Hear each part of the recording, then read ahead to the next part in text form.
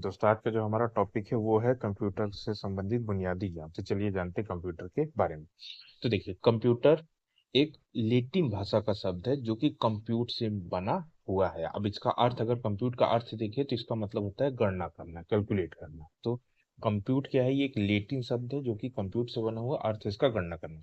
अगर इसकी सामान्य परिभाषा की हम बात करें तो कंप्यूटर एक स्वचालित इलेक्ट्रॉनिक मशीन है, मतलब कि अपने से आप इंस्ट्रक्शन देंगे तो ये अपने से संचालित हो जाएगी, जो अनेक प्रकार के तर्कपूर्ण गणनाओं के लिए प्रयोग किया जाता है। मतलब इसमें कई सारी गणनाएं की जाती है। ये एक सामान्य परिभाषा होगी। अगर कंप्यूटर के जनक की बात करें तो अगर ये देखिए, ये परंपरागत रूप से जनक चले आ रहे हैं चार्ल्स बेबेज, क्योंकि इन्होंने डिफरेंस इंजन, एनालिटिकल इंजन का आविष्कार किया था, जो आगे चल करके कंप्यूटर के विकास में बहुत ज्यादा योगदान दिया। लेकिन जब आधुनिक कंप्यूटर के जनक की बात करते हैं तो एलन ट्यूरिंग का नाम याद आया। तो याद रखिएगा, अगर सिर्फ क्वेश्चन पूछेगा कंप्यूटर के जनक कौन है तो चार्ल्स बेबेज, और जब आधुनिक लग जाएगा, आधुनिक कंप्यूटर के जनक तो एलन ट्यूरिंग। तो उम्मीद करता हूँ दोस्तों आपको समझ में आ गया। अब देखिए, कार्य प्रणाली की बात करें तो देखिए, कंप्यूटर एक स्वचालित इलेक्ट्रॉनिक मशीन है, आपको पता है। अब इसमें, इस मशीन में क्या किया जाता है? इसमें डेटा या निर्देशों या इंस्ट्रक्शन को इनपुट के रूप में ग्रहण करते हैं। मतलब कि जैसे मान लीजिए ये कंप्यूटर हो गया, तो हम इसमें क्या करेंगे? इनपुट के रूप में हम इसमें डेटा देते हैं। ठीक है। उसके बाद क्या होता है? जो हमने इंस्ट्रक्शन दिए उसके अनुरूप ये उसका विश्लेषण करता है, मतलब ये प्रोसेस करता है कंप्यूटर डेटा को। और उसके बाद जो हमने इंस्ट्रक्शन दिए उसके अनुसार ये आपको परिणाम प्राप्त करके देता है, मतलब एक्वायर्ड रिजल्ट आपको देता है। तो यही दिया है। निर्देशों के अनुरूप उनका विश्लेषण करता है और परिणामों को आउटपुट के रूप में निर्गत करता है। डेटा, निर्देश, फिर परिणाम जो होते हैं वो स्टोर भी किए कर हो जाते हैं स्टोर। ठीक है। तो ये नॉर्मल कार्य प्रणाली थी। आगे चलो, आगे अगर हम कंप्यूटर की विशेषताओं की बात करें तो देखिए, विशेषताएं वगैरह सब जानते हैं, पर एक बार हम गो थ्रू हो लेते हैं। तो सबसे पहली जो विशेषता है वो है गति। गति मतलब स्पीड। अब तो आपको मालूम है कि ये 1 सेकेंड में प्रोसेस किए गए निर्देशों की संख्या है। तो मतलब 1 सेकेंड में आप जो भी इंस्ट्रक्शन देते हैं वो 1 सेकेंड में कितने इंस्ट्रक्शन को वो कंप्लीट कर लेता है, उसी के हिसाब से उस कंप्यूटर की स्पीड निकाली जाती है। ये संख्या के आधार पर मापा जाता है, और इसका जो मापने की इकाई है वो है MIPS। एम मतलब मिलियन इंस्ट्रक्शन पर सेकेंड, की कितने मिलियन इंस्ट्रक्शन 1 सेकेंड में कंप्लीट कर सकता है। वर्तमान में ये नैनो सेकेंड में गणना करते हैं। नैनो सेकेंड मतलब 10⁻⁹ सेकेंड, ये आपका नैनो सेकेंड हो जाता है। फिर पहली आपकी थी आपकी विशेषता गति, तो दूसरी है भंडारण। तो मालूम है आपको कि ये सूचना इलेक्ट्रॉनिक तरीके से संग्रहित करता है, मतलब कि ये आपका जितना भी डेटा होता है वो सब कुछ स्टोर कर लेता है कि उसकी मेमोरी पावर कितनी है। यह सूचना कम स्थान घेरता है और इसकी भंडारण क्षमता विशाल और असीमित होती है। तो आपको मालूम है एक छोटी सी चिप होती है, उसमें कितना सारा डेटा होता है। तीसरी जो विशेषता है वो है त्रुटि रहित कार्य, मतलब ये गलतियां नहीं करता है। कठिन से कठिन कार्य को बिना त्रुटि के संपन्न कंप्लीट कर सकता है। और त्रुटि अगर पाई भी जाती है तो वो मानव की, वो जो यूजर उस कंप्यूटर पे काम कर रहा है ना, उससे त्रुटि हो सकती है, लेकिन कंप्यूटर त्रुटि लगभग गलतियां नहीं करता है। चलिए, आगे अगला जो विशेषता है वो है जल्द निर्णय। तो देखिए, परिस्थितियों का विश्लेषण कर पूर्व में दिए गए निर्देशों के आधार पर तीव्र निर्णय लेता है। मतलब ये जो अपना उसका सराउंडिंग है उसके हिसाब से, या जो आपने उसको इंस्ट्रक्शन दिए, निर्देश दिए हैं, उसका तुरंत उसको एनालाइज करता है और बहुत जल्दी ये निर्णय ले सकता है आपका कंप्यूटर। अगला विविधता, ये विभिन्न प्रकार के कार्य संपन्न कर सकता है। मतलब ऐसा नहीं कि इसमें सिर्फ आप टाइपिंग कर सकते हैं, स्टोरेज कर सकते हैं, ये हर तरह के काम कर सकता है। और यहाँ तक कि एक समय में अलग अलग तरह के काम कर सकता है। मतलब अलग अलग तरह के काम तो कर ही सकते हैं, लेकिन एक समय में भी ये इसकी क्षमता हो जाती है, विशेषता हो जाती है। फिर है स्फूर्ति। स्फूर्ति की देखें तो मशीन होने से मानवीय दोषों से रहित है। मतलब कि जैसे इंसान है तो इंसान थकता है, इंसान गलतियां कर देता है, लेकिन ये मशीन है तो इसमें कोई गलती होती नहीं है, और उसके बाद भी ये थकावट बोरियत इसको कुछ भी महसूस नहीं होता। ये लगातार काम, अगर इसको बिजली मिल रही है, इलेक्ट्रिसिटी, तो ये काम करता है। उसके बाद है अगला गोपनीयता। गोपनीयता का मतलब आपको मालूम है कि इसमें ना पासवर्ड का उपयोग करके इसके कार्य को गोपनीय बनाया जा सकता है। मतलब कि आप अगर पासवर्ड यूज कर लेंगे तो आपके अलावा ये जो यूजर उस कंप्यूटर पे काम कर रहा है, उसके अलावा उस कंप्यूटर को कोई और एक्सेस नहीं कर सकता। तो इसमें गोपनीयता रहती है।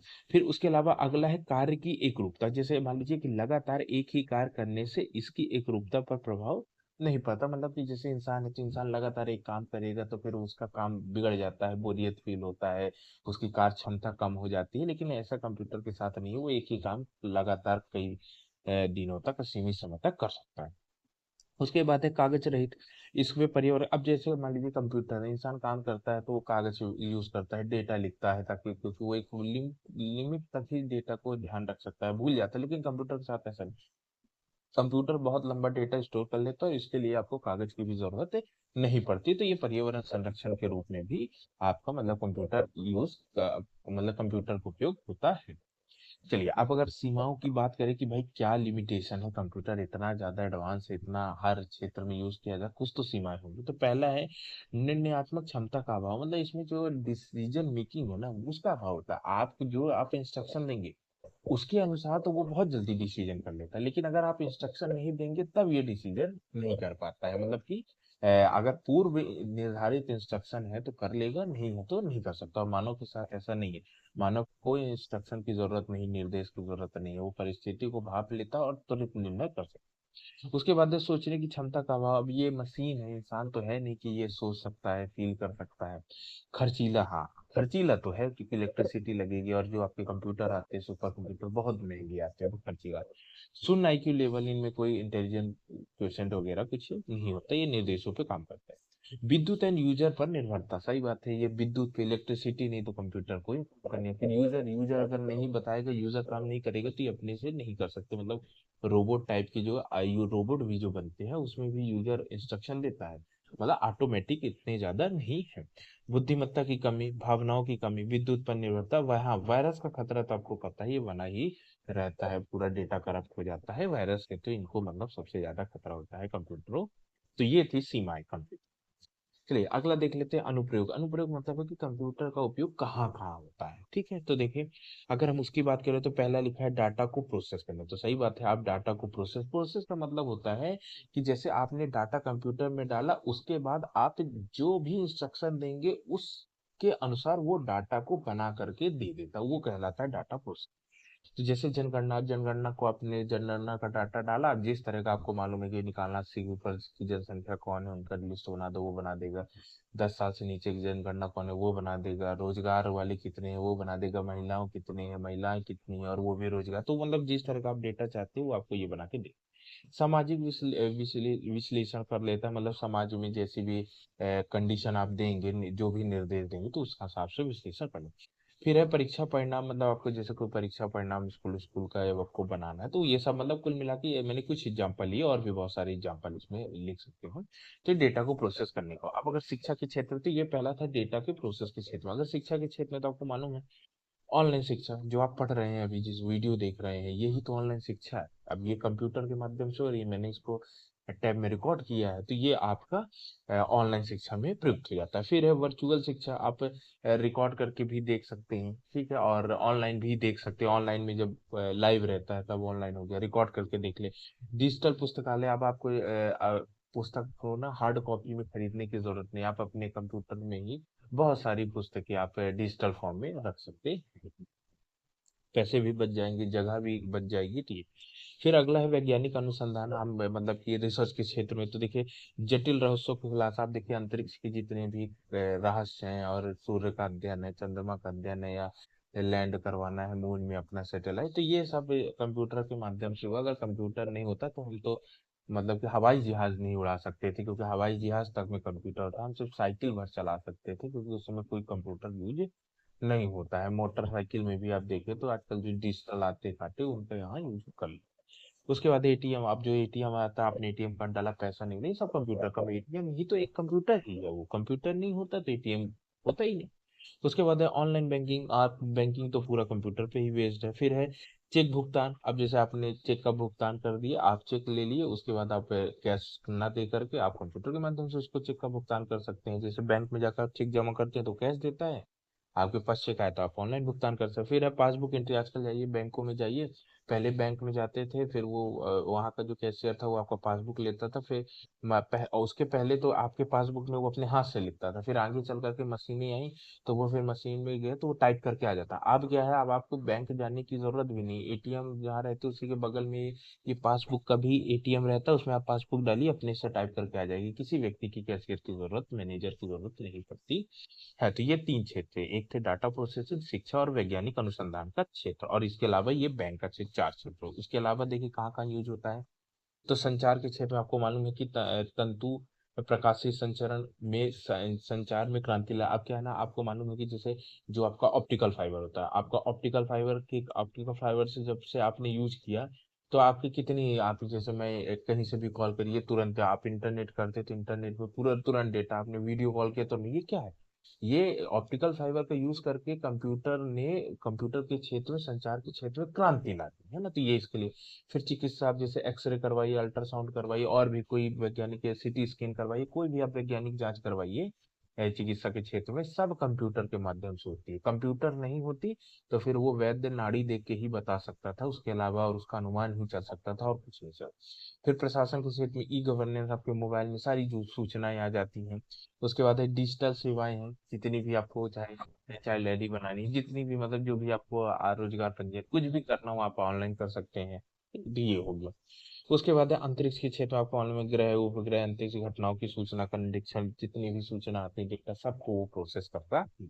अन्य क्षेत्र तो उद्योगों के क्षेत्र में, सुरक्षा के क्षेत्र, मनोरंजन, रेलवे, वायुयान, मतलब कुल मिला के आज हर क्षेत्र में, यहाँ तक कि घड़ी तक में कंप्यूटर आ गए, हर क्षेत्र में कंप्यूटर का उपयोग होता है। चलिए अब अगर वर्गीकरण देखें तो देखिए, इसका जो कंप्यूटर का वर्गीकरण है, मतलब कंप्यूटर का डिवीजन, ये कई आधारों पे है, चार मतलब मूलतः तीन आधारों पे है। पहला अनुप्रयोग, अनुप्रयोग यानी यूज के आधार पर कि हम किस तरह यूज कर सकते हैं, एनालॉग के रूप में, डिजिटल के रूप में, या मिक्स हाइब्रिड के रूप में। फिर उद्देश्य, सामान्य उद्देश्य, विशेष प्रकार का उद्देश्य के, जैसे कि आप घर में जो यूज करते हो वो सामान्य उद्देश्य, लेकिन अगर डिफेंस के क्षेत्र में यूज करना है तो वो विशेष प्रकार का होना चाहिए। अनुसंधान के क्षेत्र में यूज करना है तो ये अलग अलग प्रकार, विषय उस क्षेत्र में यूज करने के लिए अलग अलग से कंप्यूटर आते हैं। जैसे कैलकुलेटर, कैलकुलेटर भी कंप्यूटर है, ये गणना के क्षेत्र में काम करता है, और आप उसमें कुछ सर्च वर्च नहीं कर सकते। उसके बाद है आकार के हिसाब से, तो ये हम इस वर्गीकरण को देखते हैं। तो चलिए सबसे पहले हम अनुप्रयोग के हिसाब से देखते हैं।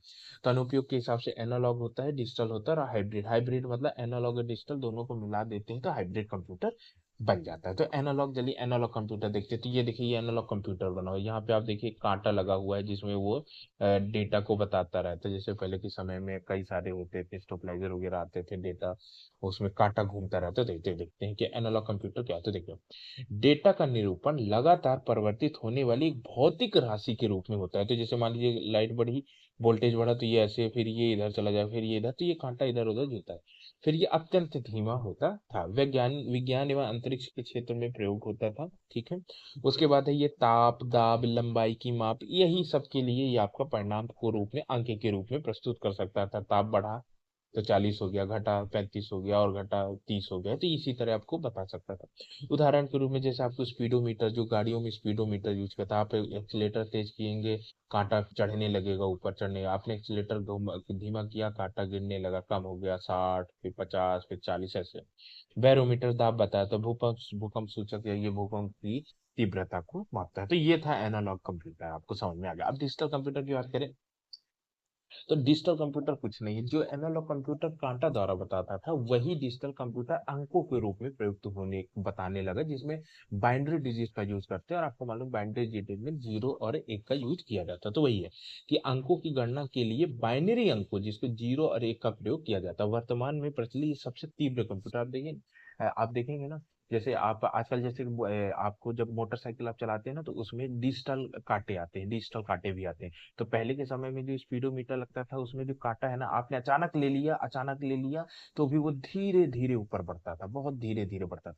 लेकिन आज वही मोटरसाइकिल है, लेकिन जब उसमें डिजिटल कांटे, तो आपने अचानक एक्सीलेटर ले लिया, तो मान लीजिए 40 था, अचानक ले लिया 70 पहुंच गया, आप समझ गए। तो वही अंक के माध्यम से आपको प्रदर्शित करता था।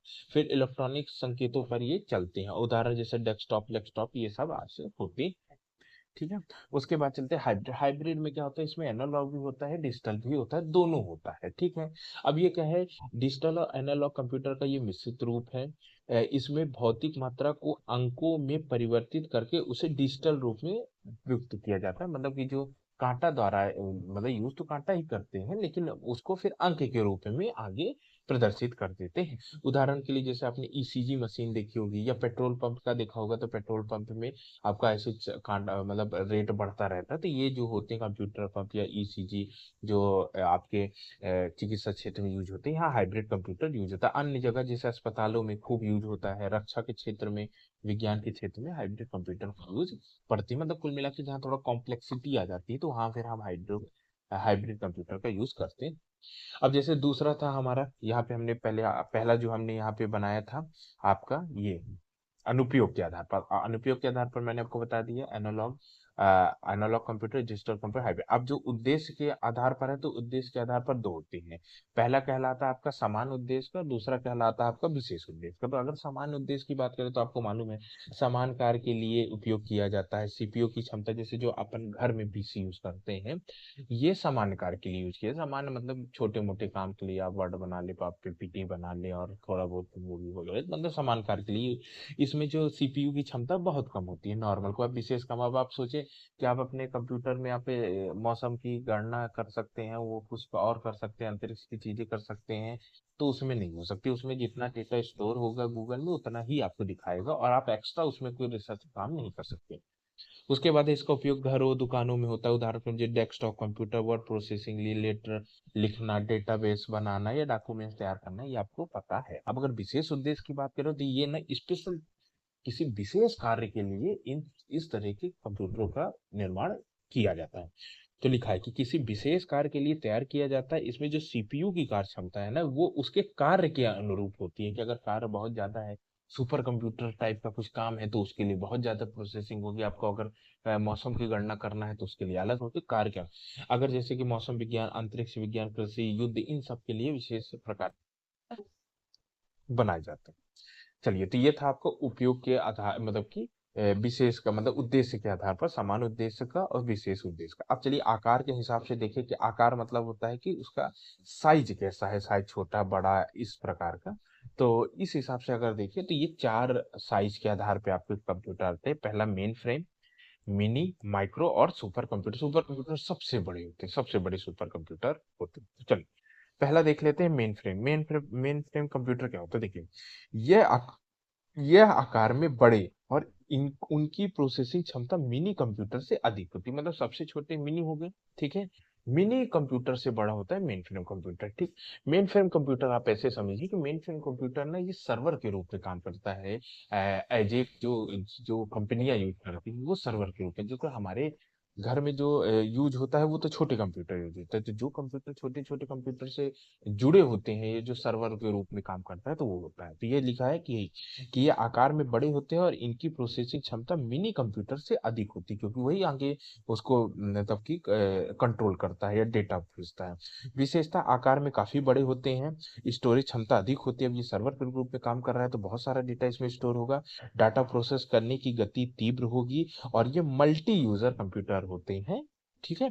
और इसमें टाइम शेयरिंग, मतलब टाइम शेयरिंग और मल्टी प्रोसेसिंग ओएस, मतलब ऑपरेटिंग सिस्टम का यूज किया जाता है। टाइम शेयरिंग का मतलब होता है जब कई काम हम मतलब कई सारे जब काम हम एक साथ करते हैं, तो वो फिर टाइम डिवाइड करके उसको उसको एग्जीक्यूट करता है। तो ये काम किया।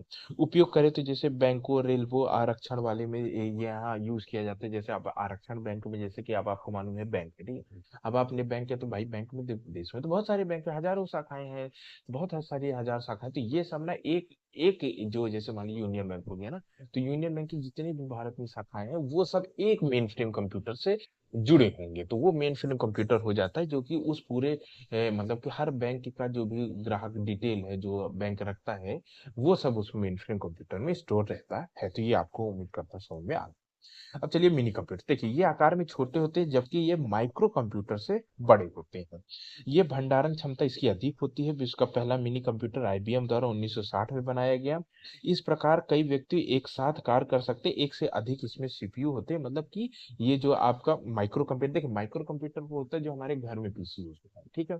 माइक्रो कंप्यूटर से थोड़ा बड़े हुए मिनी कंप्यूटर हो जाते हैं। मिनी कंप्यूटर में आप एक साथ कई लोग काम कर सकते हैं। जैसे माइक्रो कंप्यूटर है, माइक्रो कंप्यूटर हो जाता है, उसमें एक सीपीयू होता है, एक मॉनिटर हो गया, एक ही यूजर बैठ के काम कर सकता है। लेकिन ये सुविधा मिनी कंप्यूटर थोड़ा ज्यादा, ये लिखा है ना कि एक से अधिक इसमें सीपीयू होते हैं और इसमें कई व्यक्ति एक साथ काम कर सकते हैं, मतलब एक तरह से ये मल्टी यूजर होता है।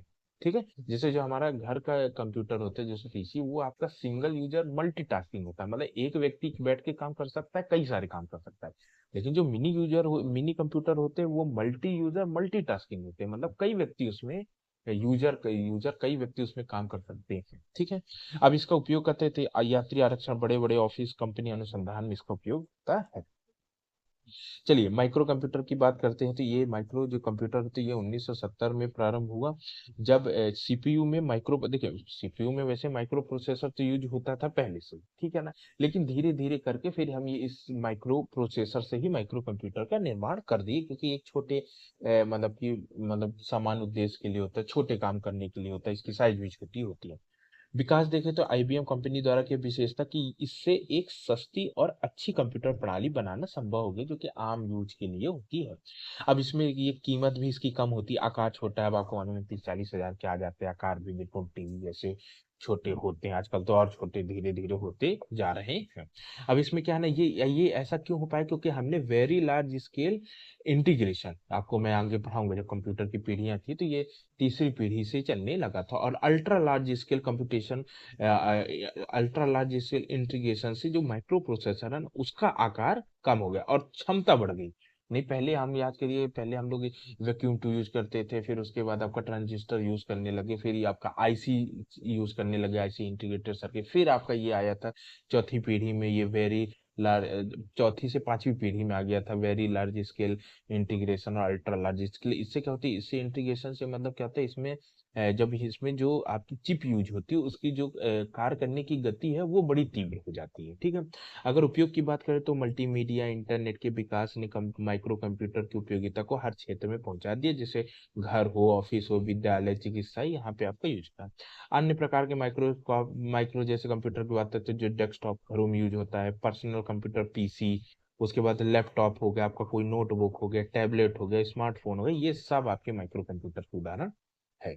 उम्मीद करता हूँ आपको दोस्तों समझ में आ गया। अब जो सबसे बड़े होते हैं और सबसे महंगे, ये होता है आपका चौथा कैटेगरी, जो हम बात कर रहे थे आकार के हिसाब से, जिसमें आपका था मेन फ्रेम कंप्यूटर जो सर्वर के रूप में काम करता है, फिर मिनी कंप्यूटर जो माइक्रो कंप्यूटर से बड़ा होता है, फिर माइक्रो कंप्यूटर, और जो सबसे बड़े हो जाते हैं ये आपका सुपर कंप्यूटर होंगे। तो देखिए सुपर कंप्यूटर, ये देखिए ये अत्यधिक तीव्र प्रोसेसिंग शक्ति और विकास सॉरी विकास विकास नहीं, विशाल है, विशाल भंडारण क्षमता वाले कंप्यूटर, सुपर कंप्यूटर का मतलब इसमें जो प्रोसेसिंग स्पीड है बहुत तीव्र होती है, बहुत सारा डेटा ये स्टोर कर सकता है ये सुपर कंप्यूटर। अगर इसके निर्माण की बात करें तो उच्च क्षमता वाले हजारों प्रोसेसर को एक साथ समानांतर क्रम में जोड़ कर किया जाता है, मतलब ये बता रहा है कि कई सारे जो हजारों प्रोसेसर इसमें यूज करते हैं, ये बहुत बड़े होते हैं ना, ये दो तीन तीन कमरे के बराबर होते हैं, बहुत बहुत सारे इसमें कंपोनेंट जुड़े होते हैं। और तो ये बता रहा है कि इसमें हजारों प्रोसेसर यूज किया जाता है, और ये बता रहा है कि एक समांतर, अधिक समांतर क्रम का मतलब होता है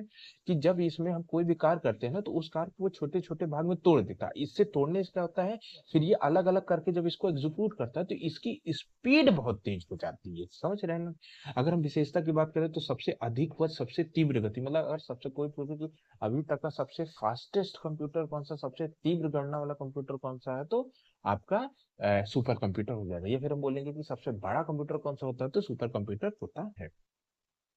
अब इसमें लिखा है कि मल्टी प्रोसेसिंग और समानांतर क्रम का उपयोग किया जाता है, इसमें अनेक उपयोगकर्ता एक साथ काम करते हैं, इसमें कई सारे मल्टी यूजर है, ठीक है, इसलिए इसे मल्टी यूजर कहलाते हैं। और समांतर श्रेणी में, अब ये बता रहा है समांतर श्रेणी क्या होता है, तो अगर जब हम समांतर श्रेणी में यूज करते हैं तो ये किसी कार्य को अलग अलग टुकड़ों में तोड़कर उसे अलग अलग प्रोसेस द्वारा संपन्न किया, जिससे क्या होती है, इसकी स्पीड बढ़ जाती है, तो ये ज्यादा स्पीड बढ़ जाती है। और जो इसकी स्पीड की गणना है ना, वो फ्लोटिंग पॉइंट ऑपरेशन पर सेकंड, या फ्लॉप्स लिखा है, फ्लोटिंग पॉइंट ऑपरेशन, ये हो जाता है फ्लोटिंग पॉइंट एफएलओ, और पी से फ्लोटिंग पॉइंट ऑपरेशन पर सेकंड में हो जाता है, ये एफएलओ हो गया फ्लोटिंग पॉइंट, उससे ऑपरेशन, पी से पॉइंट पर सेकंड, पी से पर और सेकंड। तो ये फ्लोटिंग पॉइंट मतलब कि अगर बोले सुपर कंप्यूटर की जो स्पीड है वो किस में नापी जाती है, तो आप बोलोगे फ्लॉप, फ्लॉप्स मतलब फ्लोटिंग पॉइंट ऑपरेशन पर सेकंड। अब ये शुरू के समय थे, लेकिन आज के है ना, आज के सुपर कंप्यूटर थोड़ा और एडवांस हो गए, तो अब हम इसे पेटा फ्लॉप में नापते हैं।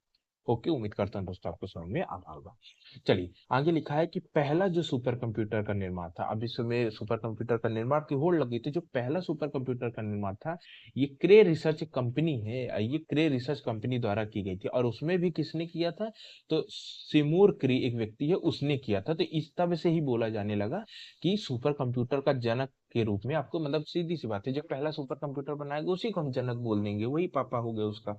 तो ये आपका सुपर कंप्यूटर का जनक सैमोर क्रे को इसलिए कहते हैं क्योंकि इसने पहला जो, और इस कंपनी में काम करता था आपका क्रे रिसर्च कंपनी में। ठीक है, चलिए आगे देखते हैं। अब थोड़ा सा भारत में सुपर कंप्यूटर की बात कर लेते हैं। मैंने थोड़ा सा आपको वर्ड बताया। अब देखिए, भारत का जो पहला सुपर कंप्यूटर है वो, उसका नाम था फ्लो सॉल्वर। ये आपका नाल नाल मतलब नेशनल एरोनॉटिक्स लिमिटेड 1980 में बनाया था। मतलब हमने भी थोड़ा सा पहले काम शुरू कर दिया था।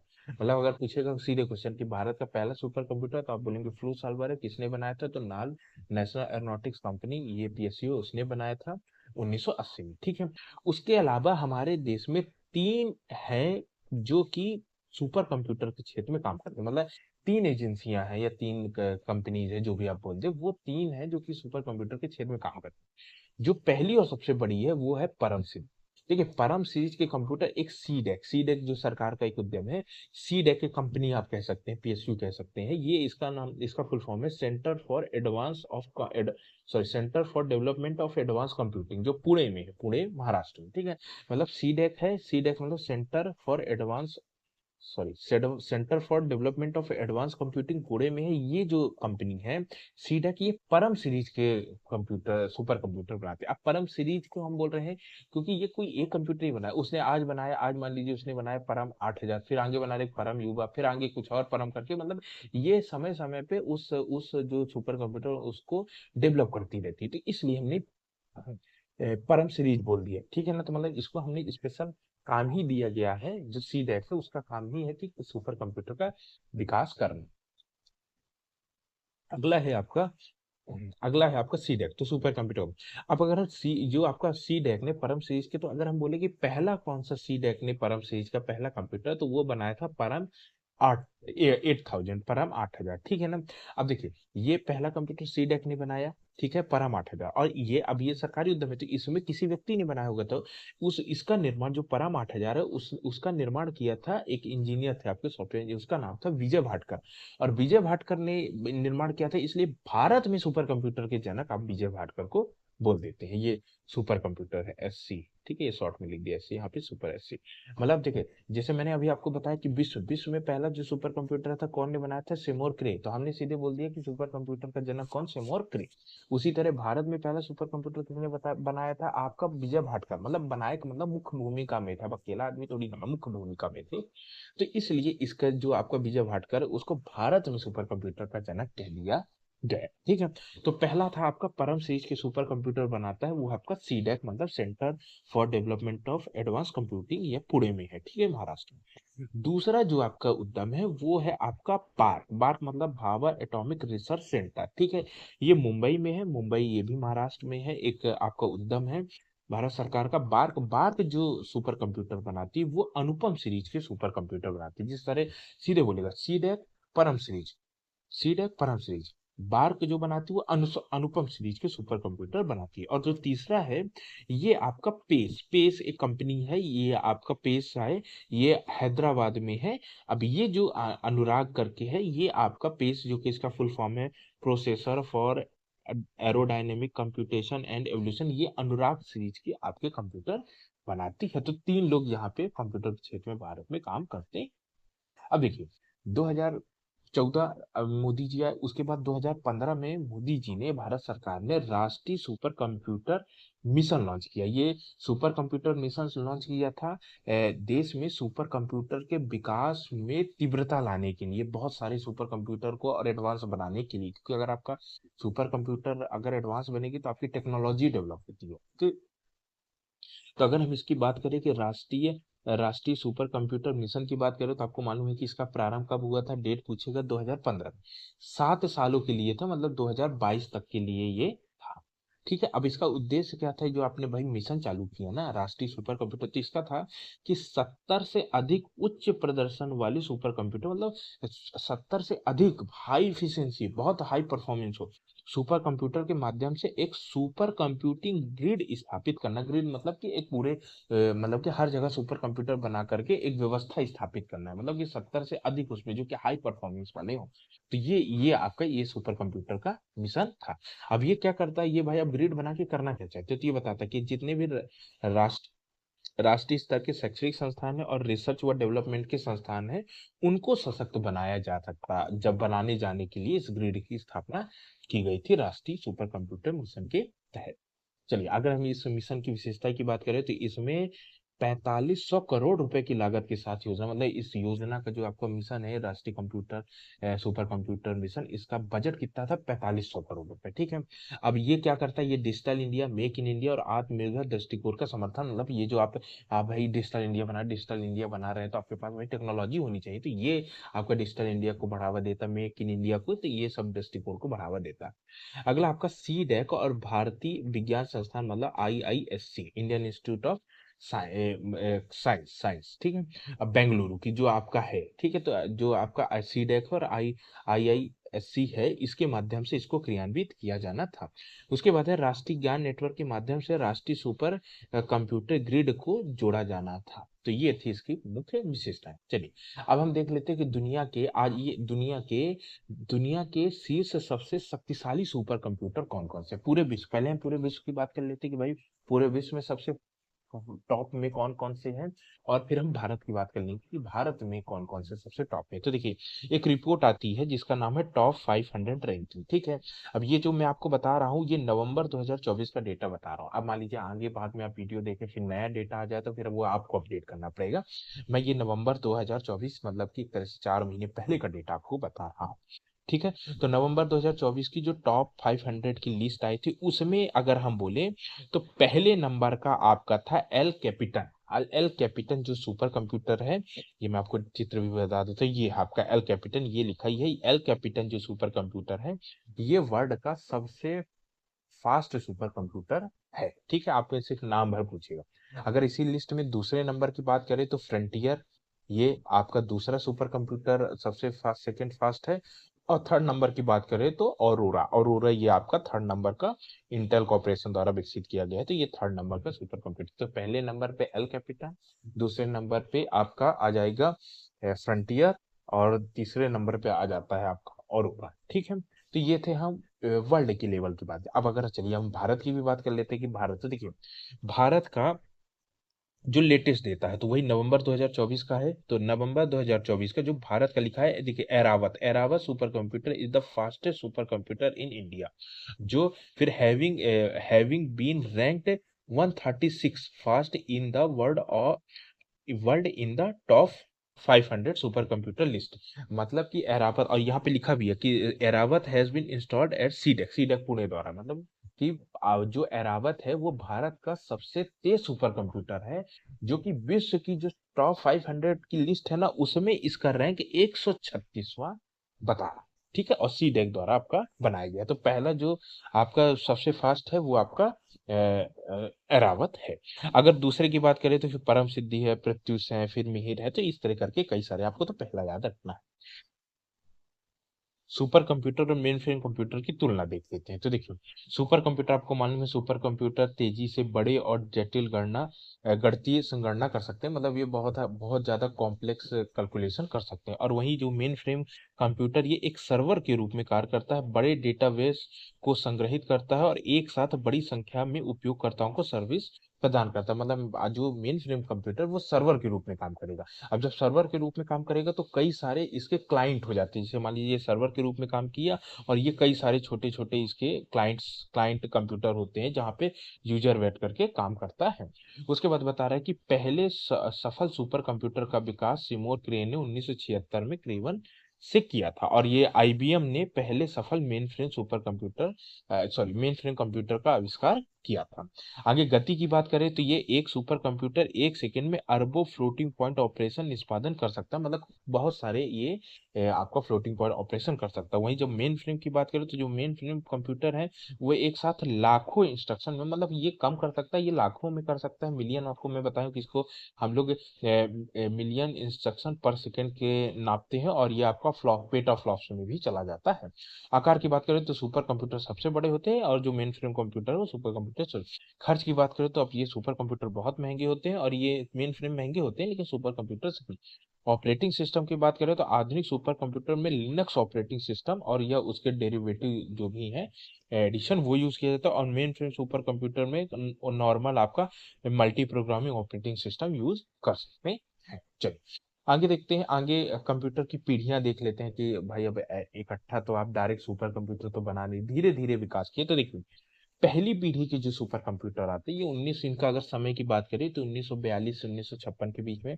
इसमें हार्डवेयर के रूप में, मतलब सीपीयू के अंदर ये निर्वात ट्यूब होती थी एक तो ऐसे करके, उसका यूज यहाँ पे ऐसे किया जाता था। और इसमें मेमोरी के रूप में जैसे आप चिप यूज करते हैं ना, इतनी छोटी मेमोरी आती है, लेकिन उस समय पंच कार्ड या चुंबकीय ड्रम का यूज किया जाता था। पंच कार्ड या मैग्नेटिक ट्रैप भी बोलते हैं। तो इस पर भाषा की बात करें, जैसे आज आप मतलब कि आप सी यूज करते हैं, C plus plus, Java advance मतलब की लैंग्वेज यूज करते हैं, लेकिन उस समय मशीनी लैंग्वेज यूज होती थी। और अगर आपके एग्जाम्पल की बात करें तो इनिवैक, इडीवैक, यूनिवैक, ये करके। अगर दूसरी पीढ़ी की बात करें तो इसका समय आपको 1956 से 1964, मतलब लगभग कोई आपका 8 वर्ष का था, ठीक है। इसमें अब जैसे ये जो पहले पीढ़ी के कंप्यूटर थे इसमें निर्वात ट्यूब यूज करता था, लेकिन थोड़ा इसमें डेवलपमेंट हुआ और इसमें हम ट्रांजिस्टर यूज करने लग गए थे। जैसे इसमें पंच कार्ड यूज होता था और चुंबकीय ड्रम, लेकिन इसमें हम फिर मैग्नेटिक टेप, आपने वो देखी कैसेट वाला आपने देखा होगा, टेप यूज करते हैं, तो वो मैग्नेटिक टेप और मैग्नेटिक डिस्क का यूज करने लगे। तो यहाँ हम मशीन की भाषा भाषा में अगर यहाँ पे सिर्फ मशीनी भाषा यूज करते थे, ठीक है। तो यहाँ पे हमने असेंबली भाषा, जिसमें असेंबली भाषा कोबोल और फोर्ट्रन करके यूज करने, जैसे IBM 1401 या इनिवैक 1105, तो ये इसके उदाहरण हो गए। तो ये सेकंड पीढ़ी। अगर तीसरी पीढ़ी के कंप्यूटर की बात करें तो जो आपका थर्ड पीढ़ी था ये 65 से लेकर 75 तक जाता है। इसमें हमने आईसी चिप, जो इंटीग्रेटेड सर्किट चिप है, हमने यूज करने लगे थे हार्डवेयर के रूप में, और यहीं से फिर आप देखेंगे कंप्यूटर के विकास को बहुत तेजी प्रदान हुई है। अगर मेमोरी की बात करें तो इसमें चुंबकीय भंडारण में बहुत वृद्धि हुई। अगर इसमें लैंग्वेज की बात करें तो पास्कल सी बेसिक लैंग्वेज यूज होना, अगर एग्जाम्पल देखें तो IBM के और PDP के कंप्यूटर बहुत से डेवलप हुए। चौथी पीढ़ी के कंप्यूटरों की बात करते हैं, इसका समय 1976 से 89 तक रहा। अब देखिए यहाँ पे आईसी चिप के, अब यही को हमने फिर और जोड़ा, तो हमने ये very very very large scale integration, यही आईसी चिप को जब और कॉम्प्लेक्स किया, तो ये। और यहाँ पे मेमोरी के रूप में हम सेमी कंडक्टर पर जर्मेनियम सिलिकॉन का यूज करने लगे थे। और भाषा भी डेवलप हुई, भाषा में हमने ओरेकल या SQL, मतलब सिक्वेंशियल क्वेरी लैंग्वेज जैसे मतलब कि हाई लेवल आपका लैंग्वेज का यूज करने लगे थे। जैसे एग्जाम्पल की तो एप्पल के पीसी आते हैं, IBM के पीसी आते हैं। पांचवी पीढ़ी जो अभी चल रही है 1990 के बाद है, हमने प्रोसेसर के रूप में हमने अल्ट्रा लार्ज स्केल इंटीग्रेशन या SLSI प्रोसे माइक्रो प्रोसेसर यूज करने लग गए। अगर हम मेमोरी की बात करें तो मैग्नेटिक बबल मेमोरी या ऑप्टिकल डिस्क आजकल आप देखते हैं इसका यूज होता है। जावा या HTML hyper text makeup language या एडवांस लैंग्वेज का यूज होता है। और अगर नोटबुक, पेंटियम के पीसी और सुपर कंप्यूटर इन पे आधारित होते हैं। तो चलिए आगे देख लेते हैं। अब हम देख लेते हैं कुछ अगली पीढ़ी के कंप्यूटर। देखिए अगली पीढ़ी के कंप्यूटर मतलब कि जिनका अभी विकास शुरू हो गया है, लेकिन ये अभी अपने मूल स्वरूप में नहीं आ पाए हैं, इनमें समय के साथ डेवलपमेंट होगा। और आगे चलकर मतलब इनको आप अगली पीढ़ी के कंप्यूटर कह सकते हैं। जैसे पांचवी हो गए तो सिक्स पीढ़ी के कंप्यूटर बोल सकते हैं, या भावी टेक्नोलॉजी बोल सकते हैं। मतलब अभी ये विकसित होना शुरू हुई है, आगे ये और भी विकसित होगी। तो जैसे नैनो कंप्यूटर हो गया, एक पीढ़ी आपकी, मतलब एक कैटेगरी है नैनो कंप्यूटर। फिर DNA कंप्यूटर हो गए, केमिकल कंप्यूटर हो गए, क्वांटम कंप्यूटर। क्वांटम कंप्यूटर में तो काम काफी शुरू हो चुका है, ठीक है। तो ये थे अगली पीढ़ी के। तो चलिए थोड़ा देख लेते हैं इनके बारे में, इंट्रोडक्शन कैसे क्या होता है। तो देखिए जो आपका नैनो नैनो कंप्यूटर है, ठीक है, नैनो कंप्यूटर में जो आपके नैनो ट्यूब्स का व्यास है वो 10⁻⁻⁹ मीटर, मतलब ये और छोटा होने वाला है नैनो कंप्यूटर। मतलब जैसे आप देखिए कि पहले के समय में कैमरा आपका इतना बड़ा आता था, ठीक है, ये ऐसे लगा रहता था, यहाँ से पकड़ के फोटो खींचो। अब आप देखिए आपके मोबाइल में इतना छोटा कैमरा है। ये सब क्या है? Nano technology. जितनी नैनो टेक्नोलॉजी एडवांस होती जाएगी, आपके जो भी डिजिटल उपकरण है उनका साइज छोटा होता जाएगा, साइज छोटा होता जाएगा। पहले कम मोबाइल में कैमरे और बहुत सारी चीजें देखिए, कितनी बड़ी-बड़ी आती थी। आजकल सब छोटा होता जा रहा है। सारी डिजिटल चीज़ें छोटी होती जा रही है। क्यों? Nano technology. ठीक है? तो आपका कंप्यूटर, अब तो घड़ी में भी आपका कंप्यूटर आ जाता है। वेस्ट वॉच में, ठीक है। उसके बाद ये अत्यंत छोटे होते हैं और इनकी जो क्षमता है वो बहुत भंडारण क्षमता बहुत ज्यादा होती है। ये आणविक संरचना का उपयोग करते हैं। तो ये थे नैनो कंप्यूटर। अब अगला देखें डीएनए कंप्यूटर। अब आपको मालूम है डीएनए, तो अब ये डीएनए को देखें तो ये इन कंप्यूटरों में जैविक पदार्थ जैसे डीएनए, मतलब ये एक तरह से ना बायोटिक मटेरियल यूज कर रहा है, डीएनए या प्रोटीन का उपयोग करके डेटा को संरक्षित किया जाता है। और अन्य नाम हम इसको डीएनए कंप्यूटर को हम बायो कंप्यूटर भी कह सकते हैं। चलिए आगे हम देखें तो जैसे केमिकल कंप्यूटर। अब केमिकल कंप्यूटर का था, देखिए अभी इनमें काम बहुत प्रारंभिक स्तर पर, भी कोई एडवांस नहीं, इनकी कोई जानकारी अभी हमारे पास है नहीं, बस ये हमारा प्रोडिक्शन है। तो इसमें बता रहे, इसमें गणना के लिए हम पदार्थ के रासायनिक गुणों या सांद्रता का उपयोग करते हैं। ठीक है, तो ये थे आपका केमिकल कंप्यूटर। और आपका क्वांटम कंप्यूटर हम क्या करते हैं कि इस कंप्यूटर में पदार्थ के प्रकाश के क्वांटम सिद्धांत का यूज करते हैं। अब इसमें आंकड़ों का जो संग्रहण और संचरण वो क्वांटम कणों द्वारा किया जाता है। मतलब आपको संग्रहण भी करना, क्वांटम क्वांटम देखिए ना, क्वांटम के जो कण होते हैं, पार्टिकल्स होते हैं, दिखाई भी दिखाई तो बहुत कम, मतलब कि आप बहुत कम, जैसे आप देखेंगे कि 1 ग्राम होता है वो 6 × 10⁻23 ऐसे एटम्स होते हैं उसमें, तो वो बहुत छोटे, बहुत नैनो टेक्नोलॉजी से भी और छोटे, बहुत सूक्ष्म होते हैं। ठीक है, तो वो क्वांटम कंप्यूटर। अब यह कण बहुत सूक्ष्म होते हैं जिसे क्यूबिट कहते हैं। ठीक है, क्यूबिट, और क्यूबिट में मापा जाता है। इसका उपयोग कर मानव मस्तिष्क से भी तेज कार्य करने वाले कंप्यूटर का विकास किया जा सकता है। मतलब ये अगर आपने क्वांटम कंप्यूटर बना दिया तो ये इंसान से भी ज्यादा, मतलब कि फास्ट कर सकती है, इनके दिमाग कितनी ज्यादा डेवलप हो जाएगी। तो ये थे आपके दोस्तों अगली पीढ़ी के कंप्यूटर, और इसी के साथ ही आपका कंप्यूटर का जो बुनियादी ज्ञान वाला टॉपिक है ये कंप्लीट होता है। नेक्स्ट वाले में फिर मैं आपको कंप्यूटर की भाषाएं हैं वो मैं फिर आपको बताऊंगा। तो अगर आपको वीडियो अच्छा लगे तो वीडियो को लाइक करिए और चैनल को सब्सक्राइब दोस्तों।